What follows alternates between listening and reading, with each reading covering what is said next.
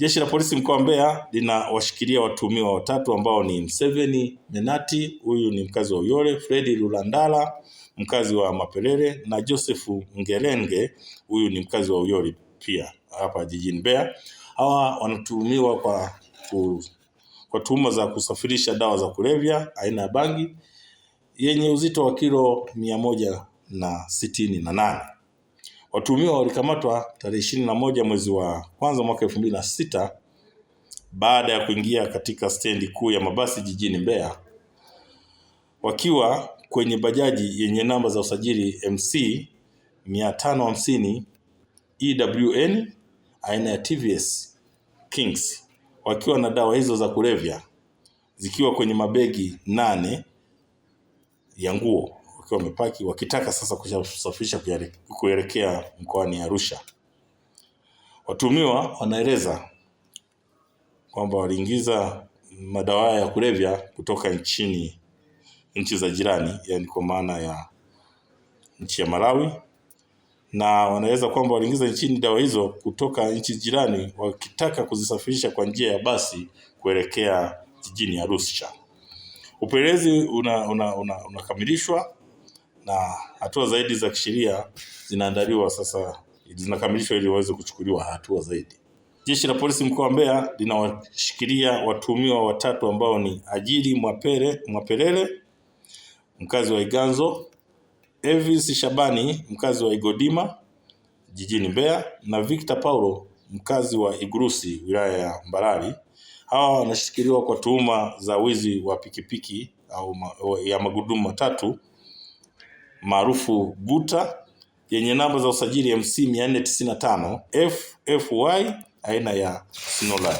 Watuhumiwa waliiba pikipiki tarehe 21 mwezi wa kwanza mwaka 2026 majira saa 9 za usiku huko katika kijiji cha Uhenga wilayani Wanging'ombe mkoa wa Njombe kwa mtu mmoja ambaye anaitwa Haruna Shomari Mahangire.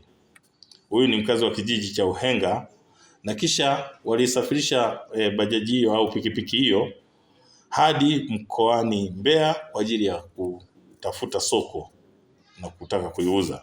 Kwa hiyo kufuatia tukio hilo, jeshi la polisi mkoa wa Mbeya lilianza ufuatiliaji, na Januari tarehe 21 mwaka 2026 majira ya saa 5 za asubuhi huko Iganzo jijini Mbeya, jeshi la polisi waliweza kufanikiwa kuwakamata watuhumiwa hao wakiwa na mali hiyo ya wizi, na upelelezi sasa kufuatia tukio hili unakamilishwa ili hatua zaidi za kisheria ziweze kuchukuliwa dhidi ya hao watuhumiwa wote watatu. Kwa baadhi ya wananchi ambao bado wanajihusisha na uingizaji pamoja na usafirishaji na matumizi ya dawa za kulevya, tunaomba waache mara moja, kwani ni kinyume cha sheria na ni hatari kwa afya zao na za wengine, hususan vijana na wazee ambao wanatumia dawa hii.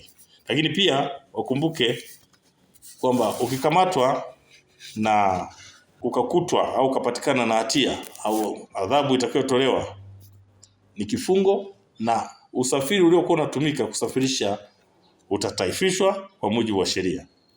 Aidha, jeshi la polisi la mkoa wa Mbeya linatoa wito kwa baadhi ya watu wenye tamaa ya kujipatia mali kwa njia zisizo halali kuacha mara moja, na badala yake watafute shughuli halali ili kujipatia kipato. Kwa mujibu wa sheria, uhalifu haulipi na hauna nafasi kwenye jamii, hasa hii ya mkoa huu wa Mbeya. Kwa majina naitwa Haruna Shomari, natoka kijiji cha Uhenga, kata ya Uhenga, tarafa ya Wanging'ombe. Usiku wa kuamkia jana tarehe 21 masaa ya saa 9 usiku, watu wasiojulikana walikuja kuiba guta nyumbani kwangu. Baadaye nimefanya ushirikiano na serikali ya kijiji pamoja na kata, viongozi wamekuja pale eneo la tukio.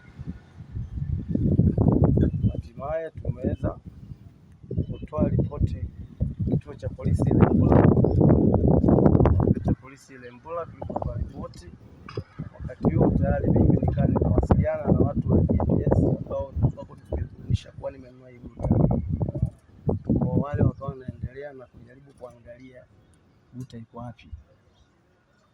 Tunavyowasiliana na jeshi la polisi Ilembula, tayari tukawa tunaambiwa guta inaelekea mkoa wa Mbeya. Baadaye nikampigia simu afisa upelelezi mkoa wa Njombe, akawasiliana na jeshi la polisi mkoa wa Mbeya NRPC. Kweli jeshi la polisi mkoa wa Mbeya wamefanya ushirikiano mkubwa kweli. Tunawashukuru sana kweli. Wacheni wanaohenga na viunga vyote, watu ambao wanaibiwa huko, jeshi la polisi linafanya kazi kubwa. Namna ilivyopatikana iguta na maelezo ambayo nimeyapokea, kweli niwashukuruni sana. Jeshi la polisi linafanya kazi kubwa mno.